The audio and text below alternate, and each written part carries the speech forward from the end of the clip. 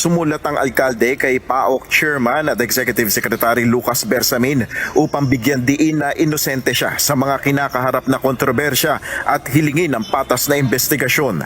It's simply a letter addressed to the Executive Secretary as the chairman of the PAOCC, just expressing the mayor's intention that she is one with the commission to uncover the truth and for justice to prevail. Giit ni Mayor Guo walang basihan ang paratang laban sa kanya sa umano'y pagkakasangkot sa money laundering, human trafficking, kidnapping at iba pang krimen na may kaugnayan sa Pogo operation sa Bamban. Itinatag umano ang Bao Food Land Development alinsunod sa batas ng Pilipinas at walang katotohanan na ang layunin ng pagkakatatag nito ay para sa money laundering at magpatayo ng pogo. Binigyan diin ng nasuspinding alkalde na lubusan at legal niyang pinutol ang ugnayan sa kumpanya bago siya mahalal na mayor ng Bamban. Wala rin